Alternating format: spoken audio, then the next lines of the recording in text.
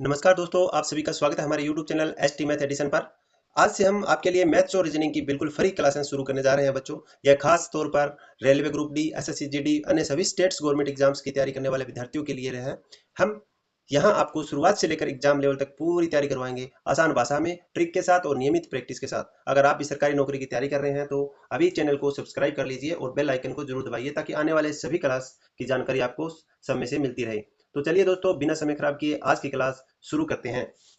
तो आज की क्लास हमारी मैथ की प्यारे बच्चों सबसे बेसिक से रहेगी, नंबर सिस्टम की, संख्या पद्धति की हमारी क्लास रहेगी। तो सबसे पहले हम देखते हैं नंबर सिस्टम में प्राकृतिक संख्याएं। प्राकृतिक संख्याएं वो संख्याएं होती है बच्चों जो एक से शुरू होकर अंत तक जाती है, अनंत तक जाती है। एक से शुरू होकर अनंत तक जाती है, ये प्राकृतिक संख्याएं कहलाती है।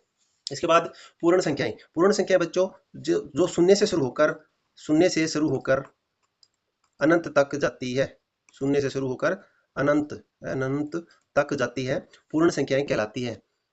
पूर्ण संख्याएं कहलाती है। सम संख्याएं जो संख्याएं दो से पूरा पूरा भाग हो जाए, सम संख्याएं कहलाती है। इसके बाद आता है विषम संख्याएं। जो दो से भाग ना हो वो विषम संख्या है। दो से भाग ना हो विषम संख्या कहलाती है प्यारे बच्चों। फिर आता है भाज्य और अभाज्य। भाज्य संख्याएं जिसके दो से अधिक गुणनखंड हो, जिसके दो से अधिक गुणनखंड हो प्यारे बच्चों, दो से अधिक गुणनखंड वाली वो कौन सी संख्या होगी? भाज्य संख्याएं होती है। इसमें क्या होता है, यह एक और अपने आप के अलावा अन्य से भी भाग हो जाती है। एक और अपने अलावा भी अन्य नंबर से भाग हो जाती है, भाज्य संख्याएं कहलाती है। फिर बच्चों आती है अभाज्य संख्याएं। अभाज्य संख्याएं वो संख्याएं होती है प्यारे बच्चों जो वो धनात्मक पूर्णांक होते हैं जो केवल एक और समय से विभाजित होते हैं। इनके अलावा इनके दो गुणनखंड होते हैं, दो गुणनखंड होते हैं। यह जो संख्याएं होती हैं, जैसे दो है, तीन है, पांच है, सात है, 11 है। दो, तीन, पांच, सात, 11। इसमें एक चीज ये याद रखना है प्यारे बच्चों, ये याद रखना है कि दो जो है ना, दो जो है यह एकमात्र सम अभाज्य है। एकमात्र सम अभाज्य है। भाज्य संख्या के उदाहरण आप देख रहे हैं नीचे लिखे हुए, दो, दो, 6, 8 और 9। ये भाज्य संख्याएं हैं। चलिए बच्चों आगे देखते हैं। भाज्य संख्या के अलावा हम और कौन कौन सी संख्याएं जो होती है? परिमेय संख्याएं। परिमेय संख्याएं कौन सी होती है प्यारे बच्चों? जिन संख्याओं को हम p बटा क्यू के रूप में लिख सकते हैं। p बटा क्यू के रूप में लिख सकते हैं। p बटा क्यू के रूप में लिख सकते हैं प्यारे बच्चों। और ये जो है, जो क्यू जो है नॉट इक्वल टू जीरो होता है प्यारे बच्चों। नॉट इक्वल टू जीरो होता है क्योंकि किसी भी संख्या के बटे में अगर जीरो आ गया, किसी भी संख्या के जैसे 5/0 अगर मैं लिखता हूं तो यह संख्या जो होती है अपरिभाषित होती है, अपरिभाषित कहलाती है, यानी इसका कोई मान नहीं होता मेरे प्यारे बच्चों। तो किसी की संख्या के बटे में हम जीरो नहीं लिख सकते, यह अपरिभाषित होती है। ठीक है, अनडिफाइंड बोलते हैं इसको बच्चों। इसके बाद अगर मैं बात करता हूँ अपरिमेय संख्याएं की, इसके चलो कुछ उदाहरण देख लीजिए आप। इसके कौन कौन से उदाहरण है वो देख लीजिए आप। जो परिमेय संख्याएं जो है उनके उदाहरण देख लीजिए।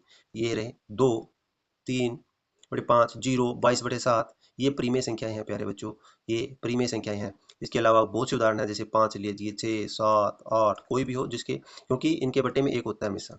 जिन संख्याओं के बटे में कुछ नहीं है उनके बटे में हमेशा ही एक होता है प्यारे बच्चों। तो ये p बटा क्यू के फॉर्म में है, तो ये परिमेय संख्याएं हैं। इसके अलावा अपरिमेय संख्याएं जिनको जिनको p बटा क्यू के रूप में नहीं लिख सकते और उसकी दशमलव आवृत्ति जो शांत नहीं होती, अपरिमेय संख्या कहलाती है बच्चों। जैसे कि √2 हो गया, √3 हो गया, पाई हो गया, √2, √3 और पाई हो गया। इसके अलावा देखो आप, जो इसमें इसको माइनस माइनस में भी लिख सकते हो आप, माइनस वाले भी, ये अपरिमेय संख्याएं हैं। इसके अलावा जो 22/7 होता है ना बच्चों, 22/7 यह एक परिमेय है। यह एक क्या है? परिमेय है, परिमेय है। ठीक है, पाई अपरिमेय है जबकि 22/7 परिमेय है। इसको अच्छे से आपको याद रखना है प्यारे बच्चों। ठीक है, फिर हम कुछ एक इसमें मिस हो गया था पीछे हमारा, वो आपको बताता हूँ। एक मिस हो गया था भाई, पूर्णांक। पूर्णांक कौन से होते हैं वो मैं आपको बता देता हूँ। पूर्णांक, ठीक है। तो प्यारे बच्चों जो पूर्णांक होते हैं ना, वो होते हैं जिसमें माइनस भी शामिल होता है, जैसे -5, -4, -3, -2 और -1, 0, 1, 2, 3, 4। ये अनंत तक जाते हैं प्यारे बच्चों। ठीक है, तो ये होते हैं पूर्णांक बच्चों, इनको आपको अच्छे से याद रखना है। ठीक है, फिर स्थानीय मान और अंकित मान यानी प्लेस वैल्यू और फेस वैल्यू। तो बच्चों प्लेस वैल्यू जो होती है ना, प्लेस वैल्यू जैसे कि 567 है, 567 प्लेस का मतलब ये होता है कि उनका स्थान कौन सा। जैसे 6 की प्लेस वैल्यू की बात करते हैं, 6 की प्लेस वैल्यू की बात करते हैं, 6 की प्लेस वैल्यू की बात करते हैं, तो हम इस प्रकार निकालते हैं। 6 ना, इसको ऐसे निकाल लो, 6 यहाँ लिख लो, फिर उसके पीछे जितने भी अंक है उतनी जीरो लगा दो, तो जीरो, यानी 6 का 6 का स्थानीय मान कितना है, 61 है।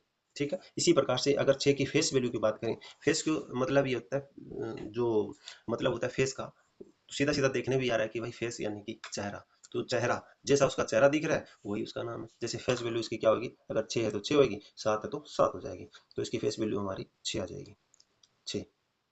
ठीक है ना प्यारे बच्चों, फेस वैल्यू 6 आ जाएगी, ऐसे याद रखना है इनको। इसके बाद आगे देखते हैं, हम कुछ क्वेश्चन देखते हैं अभी। ठीक है, अब कुछ क्वेश्चन देख लेते हैं, क्योंकि वीडियो बहुत ज़्यादा लंबी हो जाएगी अन्यथा। नेक्स्ट वीडियो में फिर और बात करेंगे इन संख्याओं के बारे में अच्छे से। तो सबसे छोटी अभाज्य संख्या कौन सी है, सबसे छोटी अभाज्य संख्या कौन सी है बच्चों, सबसे छोटी अभाज्य संख्या हमें बतानी है, बताओ। सी ऑप्शन इसका करेक्ट आंसर होगा। सबसे छोटी अभाज्य संख्या 2 है मेरे प्यारे बच्चों, कौन सी है, 2 है प्यारे बच्चों। ठीक है, सबसे छोटी अभाज्य संख्या कौन सी है प्यारे बच्चों, 2 है, 2। ठीक है बच्चों, 2 है। चलिए नेक्स्ट क्वेश्चन की ओर बात करते हैं कि जीरो क्या जीरो एक परिमेय संख्या है।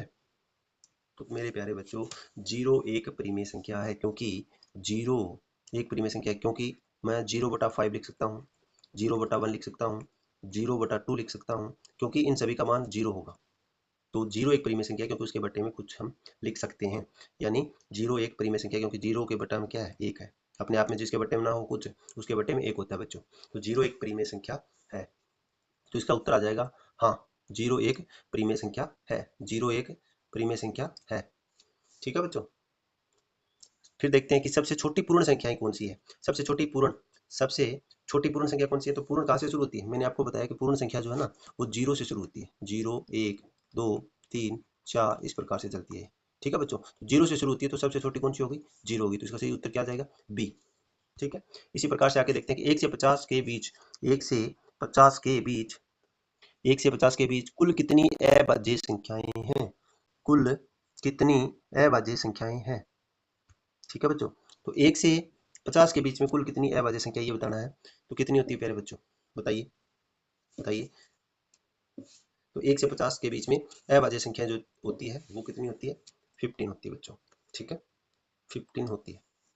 चलिए नेक्स्ट क्वेश्चन की ओर बात करते हैं। नेक्स्ट क्वेश्चन कि पाई एक क्या है, पाई एक खालिस्तान संख्या है। तो पाई आपको मैंने पहले ही बता दिया है, पाई जो होता है वो क्या है, एक अपरिमेय संख्या है, अपरिमेय संख्या है। पाई क्या है, एक अपरिमेय संख्या है। पाई एक अपरिमेय संख्या क्योंकि इसका मान जो है, इसकी दो दशमलव है वो शांत नहीं होती है, दशमलवावर्ती शांत नहीं होती है प्यारे बच्चों, इसलिए यह एक अपरिमेय है, तो इसका उत्तर होगा बी ऑप्शन। ठीक है, नेक्स्ट सबसे छोटी विषम अभाज्य संख्या, सबसे छोटी विषम अभाज्य संख्या कौन सी है, सबसे छोटी विषम अभाज्य। तो प्यारे बच्चों, एक जो होता है ना वो न तो भाज्य है और न ही अभाज्य, इस बात को अच्छे से याद रखना है। दो जो है एक सम अभाज्य संख्या है दो, लेकिन ये सम है, तो इसने पूछा कि विषम और सबसे छोटी अभाज्य संख्या कौन सी है, तो इसका सही उत्तर क्या हो जाएगा, 3 हो जाएगा, क्योंकि एक न तो भाज्य है न अभाज्य है, तो इसका सही उत्तर होगा 3।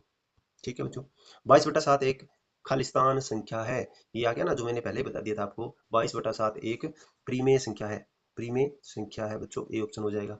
चलिए प्रथम 10 प्राकृतिक संख्याओं का योग। हाँ बच्चों, प्राकृतिक संख्या प्रथम 10 एक से शुरू होती है, आपको पता है, 2 3 4 करते करते लास्ट में क्या आ गया, 10, तो इनका योग, इसको अन मानते हैं बच्चों, हमेशा अन के रूप में लिखते हैं, अन। इसका एक सूत्र होता है n into n plus one divide by two. ठीक है, कितनी भी प्राकृतिक संख्या पूछे उनका योग पूछे, कितनी प्राकृतिक संख्याओं का योग पूछ ले, यह सूत्र यूज करना है हमें, n into n plus one divide by two. ठीक है बच्चों, तो n कितना है हमारा, 10 है, 10 इंटू 10 और एक 11 डिवाइड बाई टू, तो ये हो जाएगा 11 5 55। ठीक है प्यारे बच्चों, तो इसका सही उत्तर क्या हो जाएगा, ऑप्शन बी। चलिए नेक्स्ट क्वेश्चन, कौन सी संख्या न तो भाज्य है और न ही अभाज्य है। तो ये पहले ही हम जिक्र कर चुके हैं, इसका ऑप्शन बी हो जाएगा, एक जो है न तो भाज्य है और न ही अभाज्य है। सबसे छोटी भाज्य संख्या कौन सी है, चलिए इस क्वेश्चन का उत्तर दीजिए, सबसे छोटी भाज्य संख्या बताओ, सबसे छोटी भाज्य संख्या, ये प्यारे बच्चों 4 होती है। ठीक है, ये कौन सी है? 4 होती है बच्चों। ठीक है, सी ऑप्शन होगा। सबसे छोटी भाज्य संख्या 4 ये है। ठीक है, क्योंकि 2 अभाज्य है और 3 भी अभाज्य है और एक नया भाज्य और नया अभाज्य है। तो इन चीजों को याद रखना है बच्चों अच्छे अच्छे से। 1 से 100 के बीच कितनी बार 9 आता है? हाँ प्यारे बच्चों, ये क्वेश्चन एक बार एग्जाम में आया था कि 1 से 100 के बीच में कितनी बार 9 आते हैं। तो देखो हमें सबसे पहले ऐसे लिख लेना है कि भाई इकाई के स्थान पर, इकाई के स्थान पर 9 कितनी बार आते हैं बच्चों? इकाई के स्थान पे देखो आप, 9 आएगा, 19 आएगा, 29 आएगा ना, 39 आएगा, ऐसे करते करते एक बार 99 भी आएगा। इस 9 को हमने नहीं गिना अभी तक। ठीक है, इसमें से एक गिनना है। तो ये टोटल 10 हो गए बच्चों। टोटल कितने हो गए? 10 हो गए। 10 प्लस, अब देखते हैं कि दहाई के स्थान पे, दहाई के स्थान पर, दहाई के स्थान पर देखो बच्चों, कहाँ से शुरू होता है? ये होता है 90 से। 90, 91 होता है, याद होगा आपको, 90, 91, 92, है ना। तो ये कितने हो गए? लास्ट का कौन सा होगा? 99। इसमें ये 9 हमने यहाँ काउंट कर लिया था, ये हमारा बचा हुआ था। तो यहाँ भी कितने हो गए? 10। यहाँ भी कितने हो गए? 10 हो गए। तो 10 और 10 20।